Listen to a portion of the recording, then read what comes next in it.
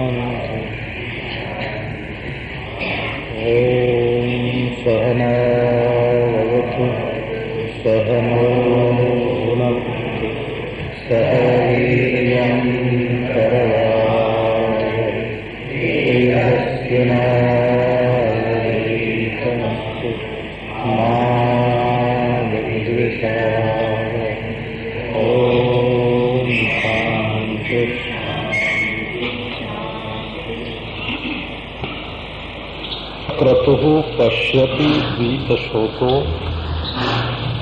धातु प्रसादान महिमानमात्मनः।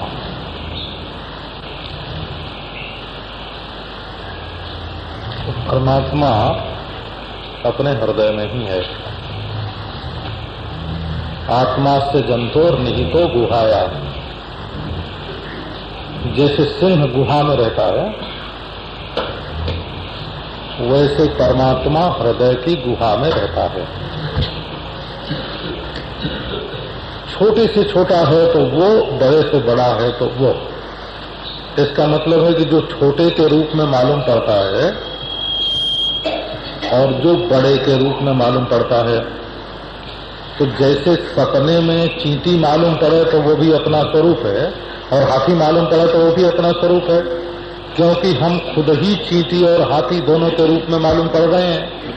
इस प्रकार जागृत अवस्था में एक तृण मालूम पड़ता है, सो भी मैं, है ना, और एक पहाड़ मालूम पड़ता है, सो भी मैं। ये जितने चोर चमार झूठे सच्चे है ना, ईमानदार बेईमान शत्रु मित्र है ना, पक्के कच्चे जो कुछ मालूम पड़ते हैं, सो सब अपना स्वरूप ही है। परंतु सब परमात्मा है, इसका दर्शन सबके लिए संभव नहीं है। सब वही है, परंतु उसको देख पाना सबके लिए संभव नहीं है, क्योंकि उसको वो देख पाता है जो स्वार्थी कम होता है। स्वार्थी है ना? ये निष्काम शब्द का, अक्रतु शब्द का प्रयोग है ना, अक्रतु।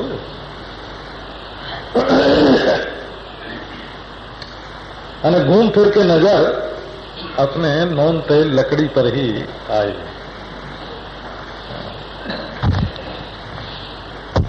वो तमक क्रतु हो पश्यति वीत शोको। अक्रतु माने निष्काम।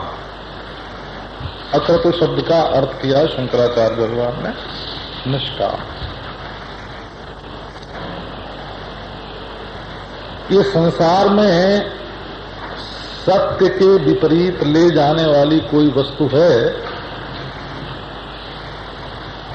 तो कामना है। आदमी झूठ क्यों बोलता है दुनिया में? तो सोचता है कि इससे हमारे मन के, अगर सच बोलेंगे तो हमारे मन के मुताबिक काम नहीं होगा। हम जो खाना चाहते हैं सो नहीं मिलेगा, हम जो इकट्ठा करना चाहते हैं सो नहीं होगा, हम जो भोगना चाहते हैं सो नहीं होगा। अपनी कामना पर जब चोट पड़ती दिखती है तब आदमी ईमानदारी से और सत्य से विचलित हो जाता है।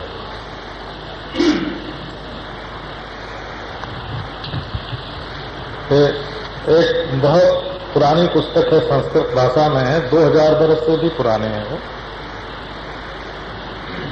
कथा सरित सागर उसका नाम। ऐसी बढ़िया बढ़िया कहानी है उसमें, संस्कृत में है। अब तो उसका हिंदी अनुवाद भी हो गया, छप गया, पर वर्षों तक तो हम बचपन में हमारे पितामह हम जब बच्चे थे तो जैसे नानी की कहानी सुनाते हैं ना, वैसे कथा सरित सागर सुनाया करते थे। उनको तो सब जबान पर था, ऐसी बढ़िया बढ़िया कहानी सुनाते थे।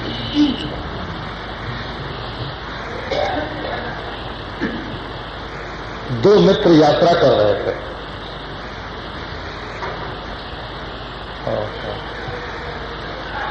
तो रास्ते में बड़ा भारी जंगल, कैसे रात बितावे, शेर थे वहां बहुत, तो दोनों पेड़ पर चढ़ गए। तो दोनों ने ये तय किया कि सो जाए बारी बारी से। तो ये हुआ कि एक की गोद में सिर रखे और एक बैठे और एक गोद में सिर रखे और पेड़ पर ही सो जाए। तो जब एक सो गया हो तो नीचे आया शेर, उसने जगते हुए से कहा कि देख, ये जो तेरी गोद में सिर रख के सोया है ये तेरा दुश्मन है, इसके तो धकेल दे नीचे, मैं खा जाऊंगा। वो बोला मेरे विश्वास पर सो रहा है। बोले तुमको बड़ा धोखा देगा। वो बोला कि धोखा देगा तो हमारा मित्र देगा ना, तुम तो नहीं दोगे। अपने मित्र के हाथ से धोखा खाना अच्छा है, ये मारेगा मरेंगे, हम तुम्हारे हाथ से मरने को राजी नहीं है। बहुत बढ़िया है वो। तो उसने तो नहीं धकेला, पर जब दूसरे की बारी आई ना, दूसरा जगा और बैठा, तो फिर शेर ने वही बात कही कि वो तुम्हारा दुश्मन है। अब वो आ गया शेर की बातों में, उसने अपने मित्र को नीचे धकेलते, नीचे ढकेलते ही जगा, वो जग के देखा शेर सामने खड़ा, तो पागल तरीका हो गया। ये देखो बचपन की कहानी आपको सुना।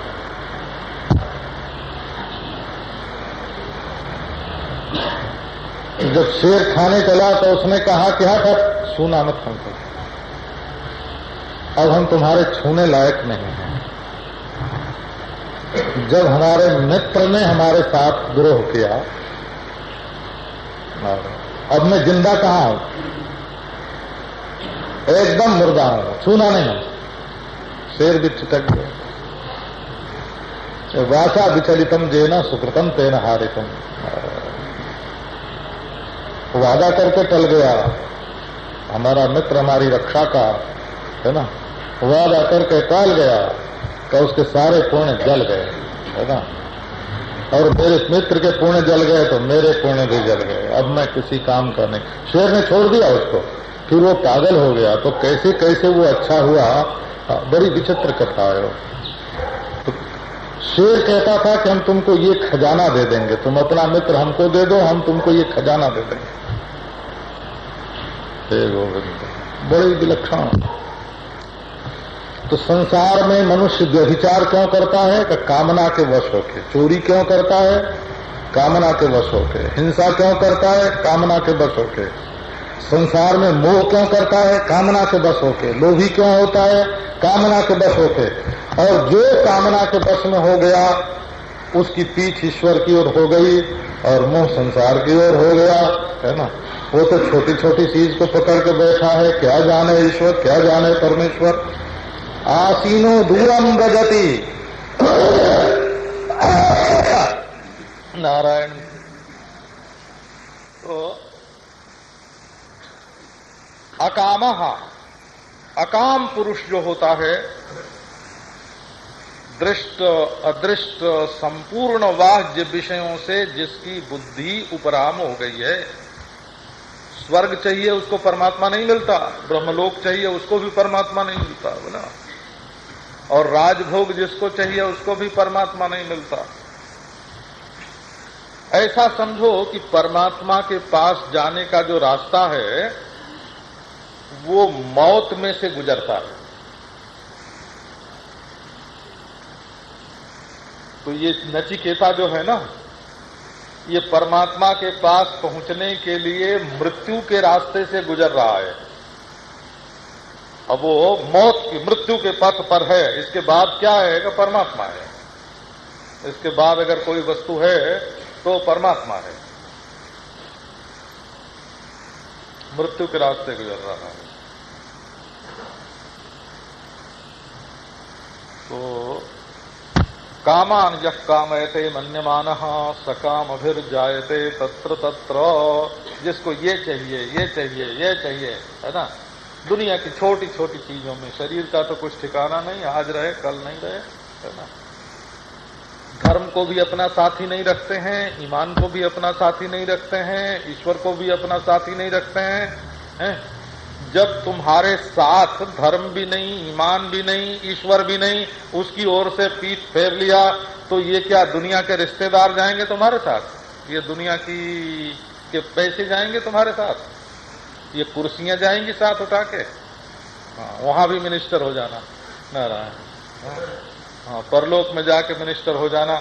यहां जो अपना धर्म, अपनी ईमान, अपना ईश्वर छोड़ देगा, परलोक में उसका साथी कौन है? मर गया वो तो दृष्ट और अदृष्ट माने और लौकिक दोनों प्रकार के बाह्य विषयों से जिसकी बुद्धि उपराम है, उसके क्या होता है कि धातु प्रसादात इंद्रियां निर्मल हो जाती हैं, मन निर्मल हो जाता है, अंतःकरण निर्मल हो जाता है। प्रसन्न होना माने निर्मल होना, विषय की आकांक्षा नहीं रहना। तब वो देखता है कि आत्मा स्वरूप क्या विलक्षण है। पाप, पुण्य, राग, द्वेष, सुख, दुख, आना जाना सबसे विलक्षण।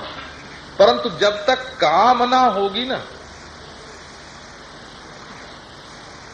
एक बार महात्माओं में ये बड़ा प्रश्न उठाता हो, अब तो हमारा संपर्क जरा टूट गया ना, ये लोगों से, संप्रदायवादियों से, और है ना। तो पाप जो है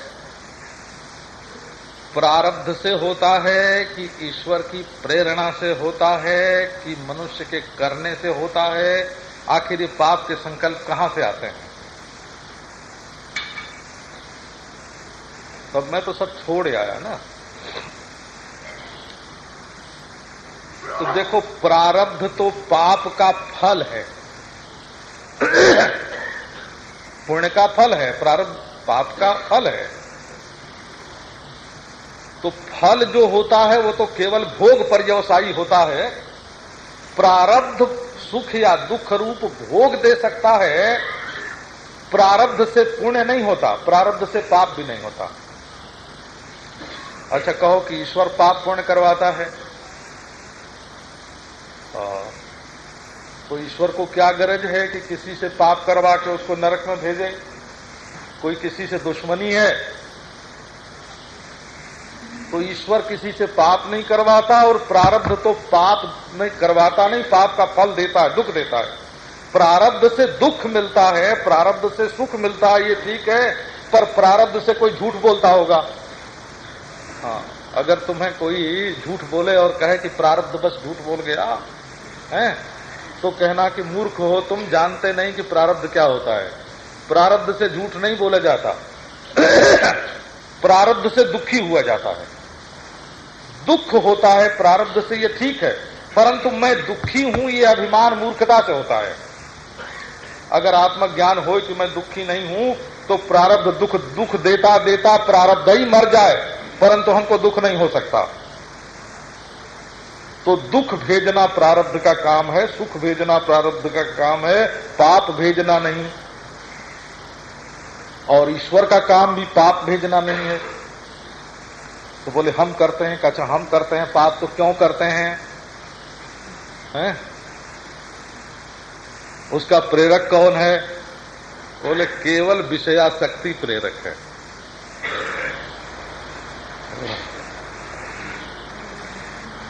भिखारी ने पूछा, बाबा 4 पैसा दे दे। बोले ज्यादा नहीं देंगे। अरे बाबा दे दे, का है ही नहीं हमारे पास।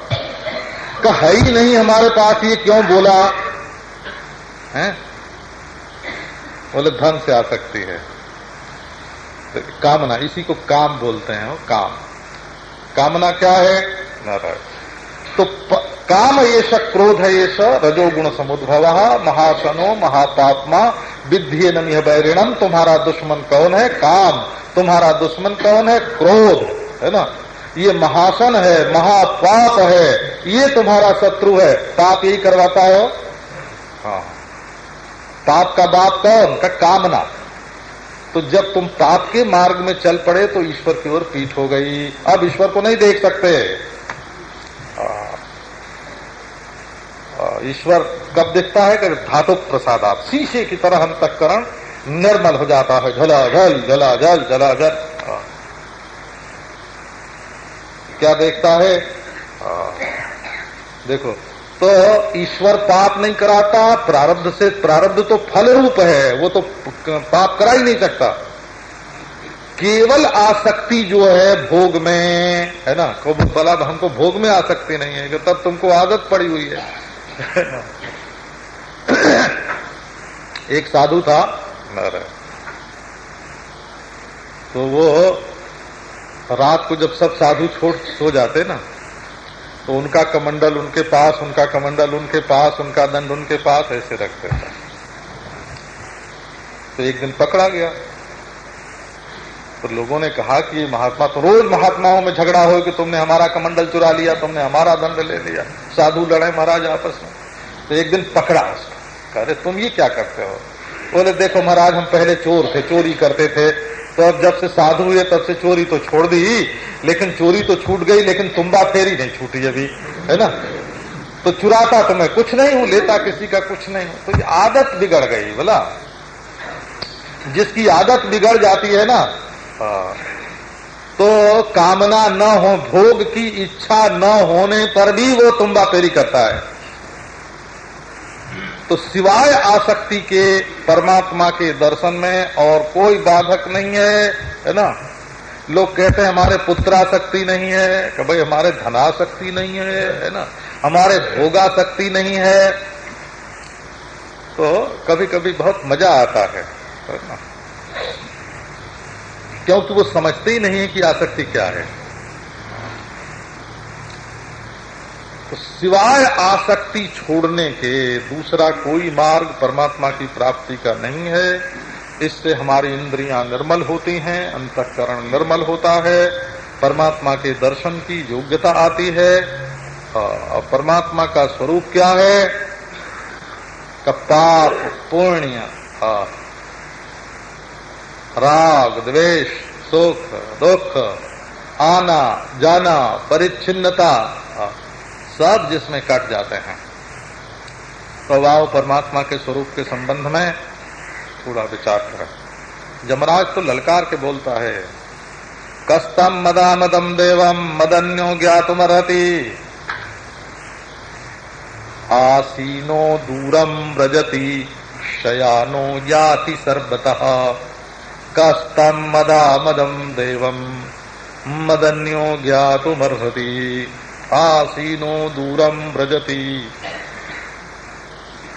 ये महाशय ऐसे हैं कि बैठे रहते हैं और दूर चले जाते हैं। आसीनो दूरम व्रजति,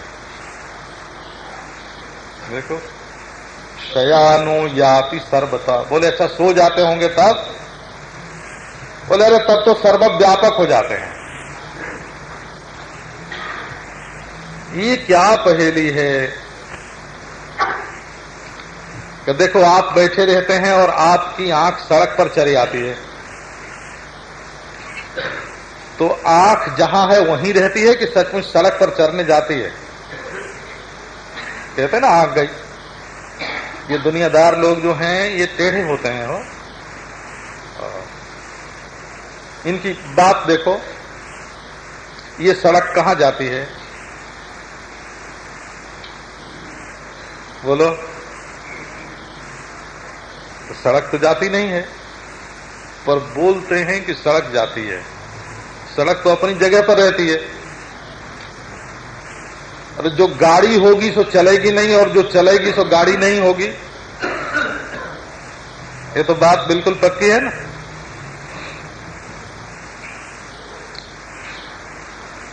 पर भाषा उल्टी बोलते हैं, गाड़ी को चलती कहें, और पके दूध को खोया, रंगी को नारंगी कहें, देख कबीरा रोया।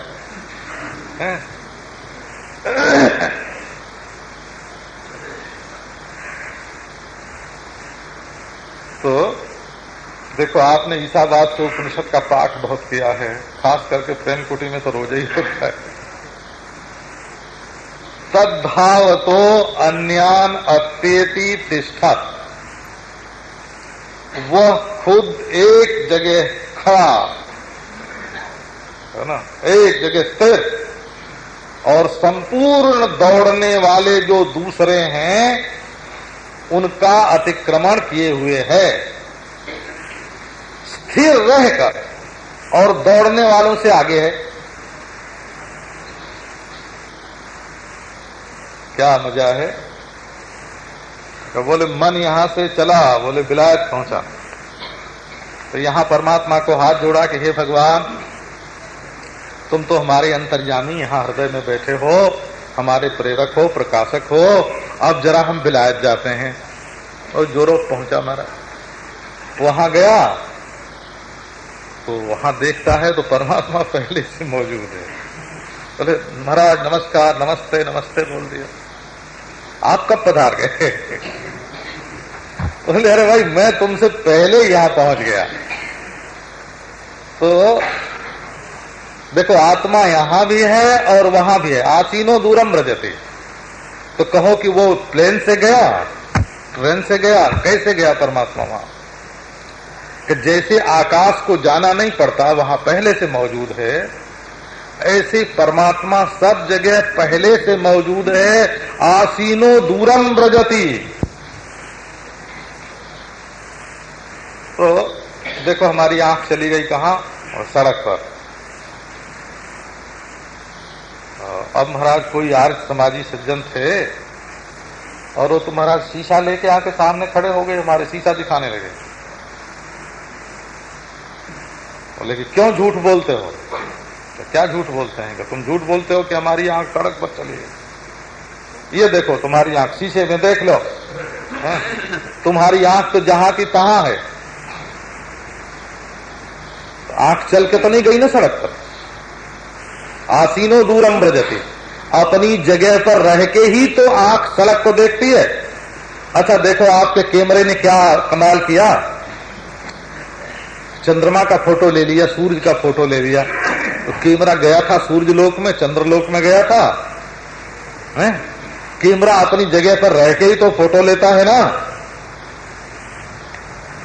तो असल में ये आत्मदेव ज्यों के त्यों अपनी जगह पर रहते हैं। आंख की शक्लें बदलती हैं, मन की शक्लें बदलती हैं, और मन में आंख में होने के कारण उनकी सब स्थितियों को ये अपनी समझते हैं। तो मन में जो गति का भान है, नेत्र में जो गति का भान है ना, नासिका में जो गति का भान है, ये जैसे देखो, अरे भाई नाक तो गुलाब के गंध में चली गई। आप सब जानते ही हैं आप कि नाक जाती नहीं, नाक तो जहां की तहां रहती है। नाक चली जाए तो कट जाए नाक पट्टी है। नाक जहां की तहां रहती है। गंध की ओर वृत्ति का खिंच जाना, यही नाक का जाना है। तो दूरम व्रजति का अर्थ ये है कि आत्मदेव अपनी जगह बैठे हैं, ये वृत्ति खिंच गई, ये वृत्ति खिंच गई, ये वृत्ति खिंच गई। आसीनो दूरम व्रजति शयानो याति सर्वतः। और एक और मारा,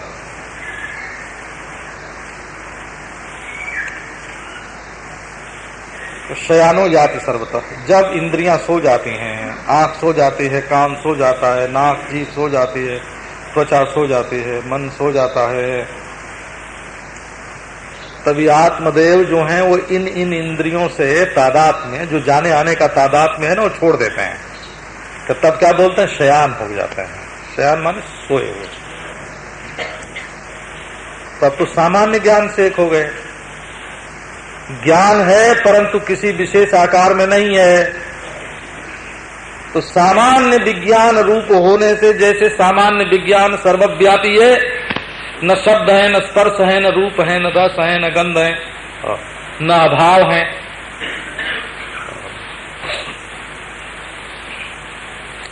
तो आजकल तो विद्या तो पढ़ते हैं वो ना, जिससे इंजीनियर बने कि डॉक्टर बने, क्योंकि पैसा तो उसी में मिलता है, व्यापारी बने। ये विद्या संस्कृत भाषा जो लोग पढ़ते हैं ना, उनको जैसे पहली किताब दूसरी किताब जैसे हिंदी में पढ़ाई जाती है ना, ऐसे संस्कृत की जो पहली किताब पढ़ाई जाती है, दूसरी किताब पढ़ाई जाती है, उसमें ये बात पढ़ाई जाती है। तर्क संग्रह पढ़ो। तर्क संग्रह माने बच्चों की किताब। वेदांत परिभाषा पढ़ो, अर्थ संग्रह पढ़ो, छोटी छोटी किताब। बड़ी हमको वो याद, इसी क्यों ये बात याद आई, हमको याद है एक बार हम काशी विश्वविद्यालय जा रहे, वहां शास्त्रार्थ होने वाला था कोई, तो एक पंडित राजेश्वर शास्त्री हैं, काशी में बहुत बड़े विद्वान हैं, उनको तो पंडित राज बोलते हैं ऐसे। तो वो बैठे थे इक्के पर, और एक 11 बरस का बच्चा उनके साथ बैठा था। वो बातचीत उससे करते जा रहे, मैं भी तांगे पर बैठा, इक्के पर बैठा, मैं भी सुन रहा था, उसी इक्के पर मैं भी था। तो उससे उन्होंने पूछा कि बेटा शास्त्रार्थ में बोलेगा? संस्कृत में हो? तो बोला कि हाँ बोलेंगे, हम शास्त्रार्थ करेंगे। 11 बरस का लड़का, हम शास्त्रार्थ करेंगे। अच्छा तो हमारे एक प्रश्न का उत्तर दे दे। तो पूछो।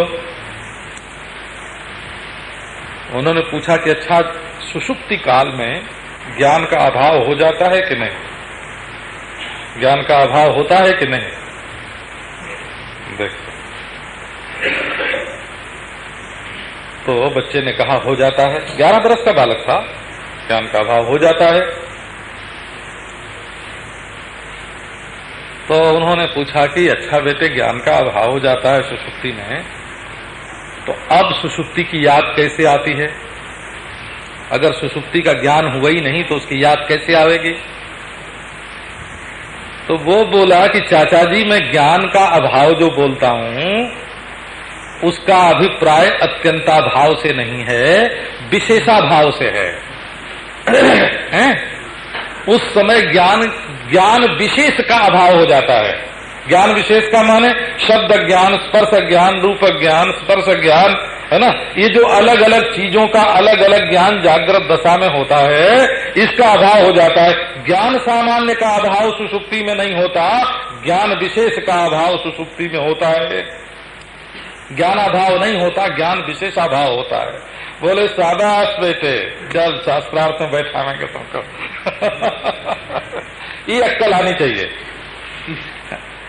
ये विचार में अक्कल की जरूरत पड़ती है।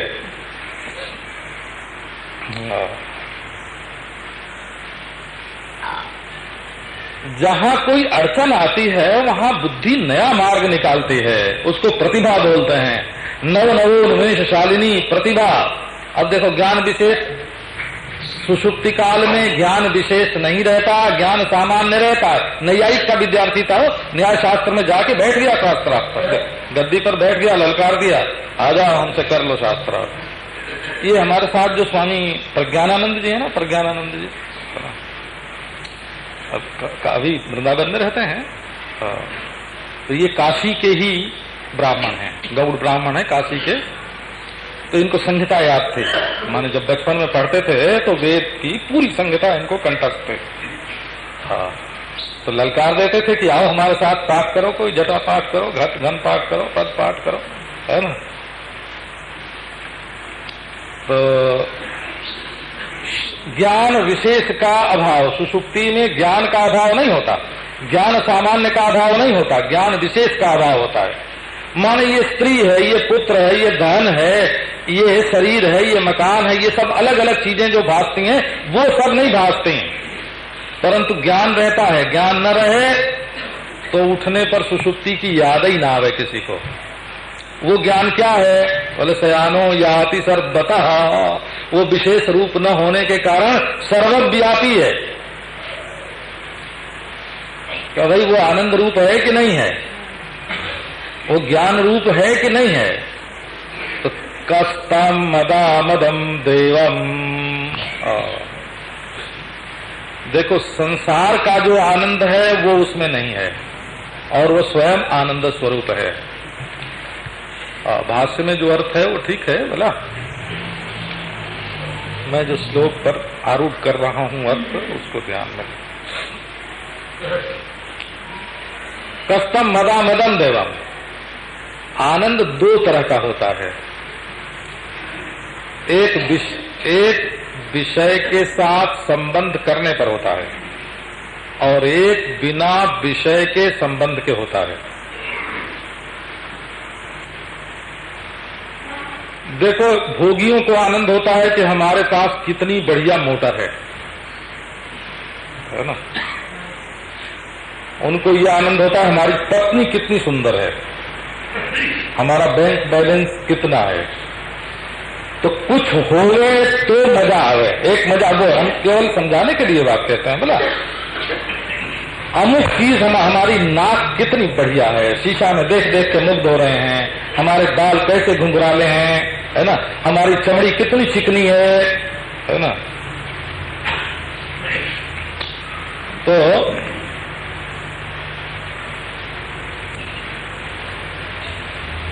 ये क्या हुआ, ये कुछ है तब अपने में बड़प्पन का ख्याल होता है, मद होता है, आनंद आता है। 126 प्रकार के मद होते हैं, उनमें से एक इस बात का भी मद होता है कि हमारी पत्नी सबसे सुंदर है। इस शास्त्र में ऐसे लिखा है। हाँ, भाव प्रकाशन एक ग्रंथ है संस्कृत में, वैद्य का नहीं, आयुर्वेद वाला भाव प्रकाश नहीं, भाव प्रकाशन पुराना शारदा तनय का लिखा है।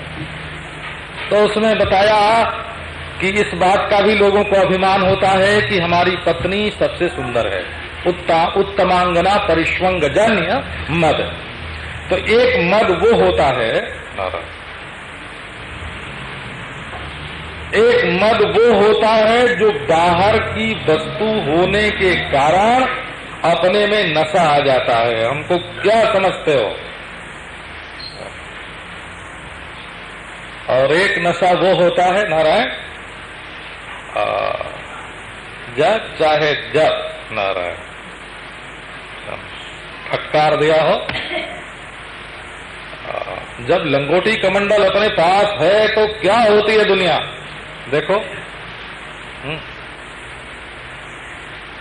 ये साधु का मद है, ये साधु का मद है। क्या हमारे पास कुछ नहीं है, हमारी बराबर का और दूसरा कौन साधु है? एक त्याग का मद होता है, एक विरह का, एक संग्रह का मद होता है। तो ये आत्मदेव जो हैं, इनमें त्याग और संग्रह का मद जैसा होता है वैसा नहीं है वो, इसलिए तो वो अमद हैं। भला अमद हैं वो। अन्य वस्तु के मद कब होता है? जब भांग पीते हैं, जब गांजा पीते हैं, जब अफीम खाते हैं, है ना, जब शराब पीते हैं, जब मद होता है। ये उधार मजा लेकर के, माने बाहर का मजा अपने शरीर के भीतर घुसेड़ करके, है ना, तब कहते हैं कि हम मजा वाले। ये सर्वत्र नशा का अर्थ है ना मद। मद काय का? रुपए का मद है। एक आदमी को हमने 25-30 बरस पहले भी देखा हो, बड़ा सरल विनय, और 5-10 बरस पहले भी देखा, वो महाराज एक आंख से तो बिल्कुल आसमान ही देखता था। हाँ, दोनों आंख से सीधे नहीं देखता था। वो जो रास्ते में चलता, मैंने देखा डंडा हाथ में है ना, छड़ी हाथ में, और एक आंख से मेरी तरफ देखो आप तब पता चलेगा ना, ऐसे देखता हुआ चलता था, है ना। एक आंख बिल्कुल सीधी आसमान में रखता था, धरती पर रखता नहीं। ऐसा देखा करोड़पति मैंने, ऐसा उसको मैंने जब 25,000 रुपए थे जब भी देखा था, जब करोड़पति हो गया जब भी देखा, अपनी बराबर। और पैसे के नोट के बल पर अपने बराबर किसी को न समझे हो। हे भगवान, तो ये उधार लिया हुआ नशा होता है एक, है ना। तो परमात्मा कैसा है कि उसको उधार का नशा नहीं है, बोला अमदम। अमदम माने हर्षः। सृष्टि बने चाहे सृष्टि बिगड़े चाहे सृष्टि रहे, है ना, उसको कोई नशा, इसका कोई आदेश कोई अभिनिवेश सृष्टि का नहीं है। तब बोले कि उसमें कोई मद है ही नहीं, है मद उसमें, उधार लिया हुआ नहीं है। स्वरूप मद है, हो ऐसा मद है जो कभी ऐसा नशा जो कभी चढ़ा नहीं, जो कभी उतरता नहीं, जो किसी से उधार लिया गया नहीं, जो सारी सृष्टि उसमें आवे तो समा जाए और ना आवे तो उसकी जरूरत न मालूम पड़े। कष्टम मदामदम देवम। ये ऐसे वर्णन करते हैं। देखो वाचस्पति मिश्र ने परमेश्वर का क्या बढ़िया वर्णन किया है। तो ब्रह्म का वर्णन, पर ऐसा वर्णन करते हैं जैसे कोई व्यक्ति सो रहा हो। बोले आदमी जब सो जाता है तो नाक में जरा घरघर होती है ना, घरघराहट। बोले ये वेद क्या है कि जब परमात्मा नींद लेता है ना, तब उसकी सांस की जो घरघराहट है उसका नाम वेद है। बोले उसमें से अर्थ कहीं निकलता है? बोले अर्थ की तो लोग कल्पना करते हैं, कोई वो सांस थोड़ी बताती है कि हमारा ये अर्थ है।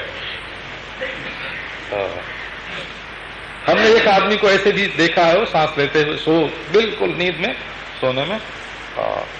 तो एक दिन कोई ऐसा प्रसंग पड़ा, अपने यहाँ बहुत मेहमान घर पे आ गए थे नारायण। तो वो रात को लोग सत्संग के लिए आते थे, बहुत आते थे। तो कभी 10-5 आदमी आ गए और खाट जितनी थी सब खत्म हो गई। और मैंने कहा था देर से आया, आओ तुम हमारी खाट पर सो जाओ। हमारे साथ सो गया। अभी इन लोगों ने देखा था उसको, कई बार मिला था, कायस्थ था, नारायण चंद्रशेखर नाम था उसका। सब लोगों से मिलजुल गए। अभी इसी साल, पिछले साल मृत्यु हुई उसकी। जब नींद में आ गया तो उसकी नाक से जो सांस निकलती थी ना, उसमें ओम नमः शिवाय, ओम नमः शिवाय, ओम नमः शिवाय सांस में से आवाज निकलते थे। हमारे एक मित्र एक बार हमारे दरवाजे पर घोड़े से गिर गए और आए थे जांच करने के लिए। ये मर्दमशुमारी सन 31-30 के करीब कोई हुई होगी, मैं समझता हूं। तो नंबर मिटा दिए थे दरवाजे पर के, कांग्रेस के कहने से, गांधी जी के हुक्म से नंबर मिटा दिए गए थे। तो जिन ने मिटाया था उनकी सजा होती थी। तो एक डिप्टी कलेक्टर और वो हमारे मित्र दोनों आए जांच करने और हमसे पूछ रहे थे कि नंबर किसने मिटाया, क्या हुआ क्या हुआ। उसी समय उनका घोड़ा खड़ा हुआ और गिर पड़े तो बेहोश हो गए। 6 घंटे बेहोश रहे थे हमारे मित्र। बोला 6 घंटे की बेहोशी में मैं